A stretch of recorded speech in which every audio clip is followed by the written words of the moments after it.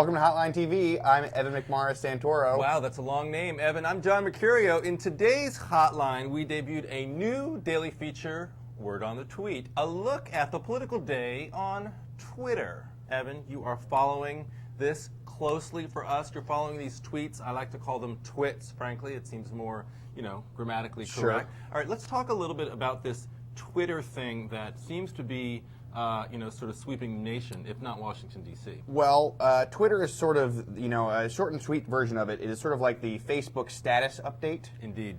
Familiar. But you can sort of do it at all times, from anywhere that you want to be, on all your various devices. And so when you take that and sort of mix it in with the sort of, shall we say, vanity found in Congress and on Capitol Hill, it's kind of sparked a little revolution where a lot of people who are in politics or political followers are constantly throughout the day telling you what they're sort of thinking about what's happening in the world, what they're up to, what's going on. And so here at the Hotline, we figured it was a good idea to sort of try to put that all into one place, give it the Hotline treatment. Sure.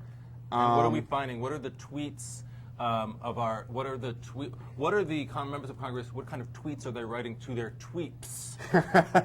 Well, you have the lingo down, John. Yeah, that's important. Well, I think that you can divide these tweets, as they call them, Please. into a few separate categories. The first category is sort of like the reaction to what people are twittering, sort of what's going on. It's sort of a dialogue, open dialogue, like an open instant messenger almost. Sure. So someone will say, hey, I voted against the stimulus bill, or someone will say you shouldn't have, and it'll go around and around on that.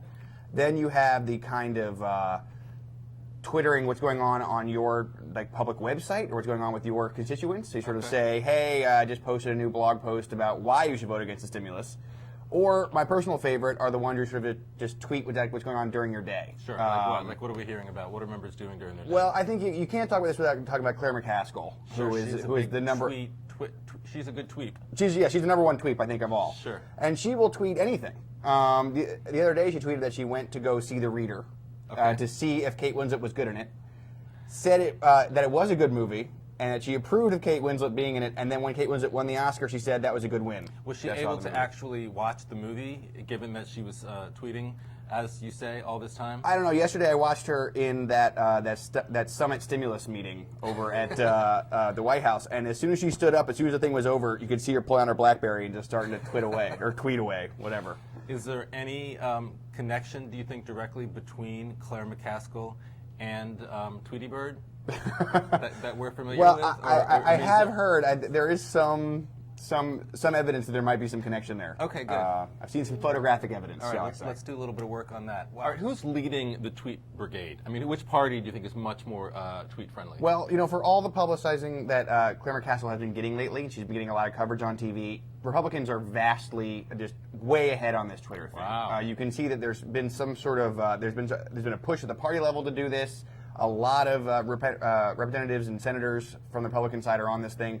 No independents is interesting. None of the many independents are on it. Bernie Sanders does not tweet? He doesn't. Interesting. He doesn't. He sort of stands his ground in the middle on that. But Democrats, I think, at this point are about outnumbered to Republican tweeters, about 2-1 at this point. Good stuff. Interesting. All right, but Twitter, whatever the hell you want to call this stupid thing, it has been around forever. Not forever, but it's been around for over a year. It has. Why is Washington D.C. suddenly a year later, sort of all of a sudden all about this stupid little gimmick? Well, at the risk of saying that we're not the coolest city in America, I think it's kind of like I think it sort of went around. It was sort of big in the geek community over, which I know nothing about, by the way, nothing about that community. It was big in the geek community for a while, and a lot of people on the internet twittering about different things, software products, whatever.